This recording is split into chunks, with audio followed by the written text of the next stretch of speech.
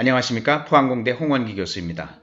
본 강의는 블록체인과 암호화폐를 처음 접한 사람들의 이해를 돕기 위한 입문 강의입니다. 전공자가 아니더라도 블록체인이 무엇인지 쉽게 이해할 수 있도록 개념 위주로 설명드릴 예정입니다. 1주차의 첫 번째 모듈에서는 현존하는 시스템이 어떤 문제점들을 가지고 있고 블록체인이 왜 필요한지 설명드리겠습니다. 그리고 블록체인이 어떤 특징을 갖는지, 그래서 현존하는 문제들을 해결하는 데 어떻게 도움을 줄 수 있는지 소개하겠습니다.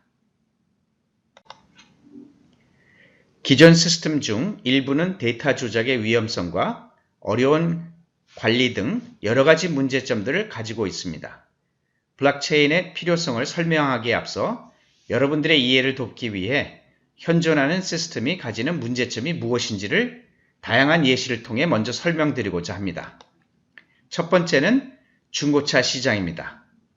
중고차 거래의 경우 일반적으로 중고차 딜러, 중고차 매매 사이트를 통해 이루어지는 경우가 많습니다.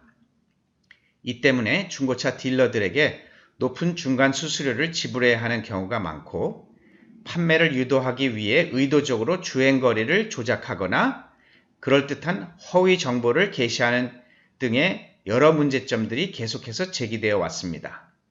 중고차에 대한 정보를 공개하는 주체가 중고차 판매자이기 때문에 실제 구매자들은 정확하고 분별력 있는 정보를 얻는 것이 쉽지 않습니다.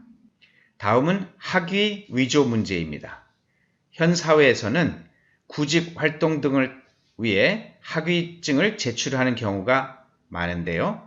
이러한 제출된 학위가 진짜인지 가짜인지를 확인하기 위해선 해당 학교에 직접 문의를 해야만 합니다. 또 문의를 한다 하더라도 각 기관에서는 학위에 대한 정보가 개인정보로 보호되기 때문에 확인하는 과정이 굉장히 어렵습니다. 특히 해외에서 학위를 취득했다면 이것을 확인하기는 더욱 어렵습니다. 이렇듯 까다롭고 시간이 많이 소요되는 기존 시스템의 문제를 악용해 졸업장 또는 학위를 위조하는 사례들이 꾸준히 나타나고 있습니다. 추가적으로 이러한 기존 시스템은 학위에 관한 정보를 각 학교별로 보관하기 때문에 학생들이 학위증을 얻기도 기업에서 이를 확인하기도 불편한 점이 많이 있습니다. 그리고 다음은 문서 관리의 불편함입니다. 현재는 많은 절차들이 컴퓨터를 통해 이루어지긴 하지만 회사와 회사 간의 거래, 체결의 경우 문서를 통해 계약이 이루어지는 경우가 여전히 많습니다. 하지만 이런 경우 문서가 분실될 위험이 있고 임의로 해당 문서를 파괴하거나 위조할 수 있는 가능성이 있기 때문에 문서 자체를 신뢰하기 힘든 문제가 있습니다. 또한 기존 해외 송금의 경우 각 국가별로 통화의 단위가 다르고 송금 절차가 매우 복잡합니다.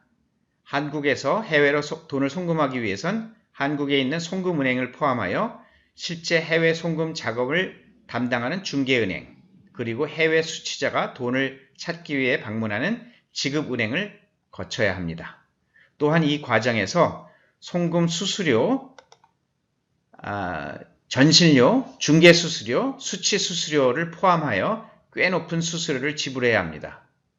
온라인 뱅킹으로 해외 송금을 할 경우 송금은행 수수료가 면제되기도 하지만 그렇다 할지라도 건당 5만원 정도의 높은 수수료가 발생하고 송금이 완료될 때까지 일반적으로 하루에서 이틀의 영업일이 소요된다는 문제점이 있습니다.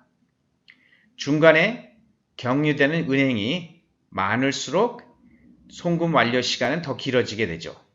이러한 문제는 각 은행 기관별로 별도의 시스템을 통해 관리 운영되므로 각 은행마다 송금을 위해 처리해야 하는 작업이 별도로 존재하기 때문입니다. 현재 여러 기업들은 앞서 소개한 이런 문제점들을 블록체인을 이용해 해결하려는 시도를 많이 하고 있습니다. 그렇다면 블록체인이 무엇이길래 기존의 문제점들을 해결할 수 있다는 것일까요? 우선 블록체인이라는 단어가 어떤 의미를 가지고 있는지 살펴보겠습니다. 블록체인은 말 그대로 블록들이 쭉 연결되어 있는 체인 형태를 이루는 것을 의미합니다. 일반적인 블록과 블록 쌓기를 예로 들어보면 오른쪽 그림에 나타난 것처럼 아래에서부터 위로 블록을 하나씩 쌓을 수 있고 이미 쌓여져 있는 블록 덩어리에 새로운 블록을 하나씩 추가해 나가면서 전체 블록 덩어리의 크기를 확장해 나갈 수 있습니다. 마찬가지로 블록체인에서도 이미 연결되어 있는 체인에 하나씩 블록을 추가로 연결하여 전체 블록체인의 길이를 확장할 수 있습니다. 그렇다면 블록 하나가 가지는 의미는 무엇일까요? 하나의 블록에는 여러 정보들이 저장됩니다. 앞선 사례들을 통해 예를 들어보자면 중고차가 누구에게 팔렸는지, 어떤 특정인이 어느 학교를 졸업했는지, 회사 간의 계약 내용은 무엇인지, 또는 누가 누구에게 돈을 보냈는지와 같은 정보들이 모두 블록 내부에 저장되는 것입니다. 블록체인에 참여하는 사람들은 이렇게 여러 정보들이 포함된 동일한 블록 덩어리를 각각 소유하게 됩니다. 그렇다면 블록체인은 어떤 특징을 가지고 있을까요? 먼저 블록 쌓기를 예로 들어보겠습니다. 이 그림에서 보이는 초록색 레고를 검정색 레고로 바꾸고 싶다면 어떻게 할 수 있을까요? 모두가 아시다시피 레고 스택에서 초록색 블록만을 제거할 수 있는 방법은 없습니다. 블록을 교체하려면 초록색 블록 위에 쌓인 모든 블록들을 제거하고 해당 블록을 원하는 블록으로 바꾼 다음 새롭게 블록을 쌓아야 합니다. 이처럼 중간 블록을 다른 블록으로 대체하기 어려운 이유는 블록체인을 위조하기 어려운 이유와 마찬가지입니다. 블록체인 내에 연결되어 있는 중간 블록 하나만을 다른 블록으로 바꾸는 것은 불가능하기 때문에 이후에 있는 블록을 모두 바꿔 주어야만 합니다. 따라서 블록체인을 위조하거나 수정하는 것이 매우 어렵습니다. 그리고 블록체인 시스템에서는 중앙기관이 불필요합니다. 은행을 예를 들어보겠습니다. 철수가 길동에게 3만 원을 보내려고 한다면 반드시 은행을 통해 송금 거래를 해야 합니다. 철수는 은행을 방문하거나 온라인, 텔레뱅킹 등을 통해 길동에게 3만 원을 송금하겠다는 것을 알리면 은행은 내부 시스템에 해당 거래를 기록함으로써 송금을 처리합니다. 그리고 이 과정에서 은행에게 송금 수수료를 지불하게 됩니다. 하지만 블록체인의 경우 은행과 같은 중앙기관이 없습니다. 돈을 보냈다는 정보를 개인이 모두 가지고 있기 때문에 은행이라는 중개기관을 거치지 않고 개인과 개인 간의 금융 거래를 할 수 있습니다. 조금 전에 말씀드렸던 것처럼 블록체인에 참여하는 모든 사람들은 시간 순서대로 기록되어 있는 블록체인 데이터를 동일하게 소유하고 있습니다. 따라서 모든 사람들은 블록체인 내부에 어떤 정보들이 저장되어 있는지를 확인할 수 있습니다. 또한 한 명이 의도적으로 블록을 조작하고 자신의 정보가 맞다고 주장하더라도 나머지 사람들이 올바른 데이터를 가지고 있기 때문에 악의적인 사람의 주장이 거짓임을 쉽게 알아낼 수 있습니다.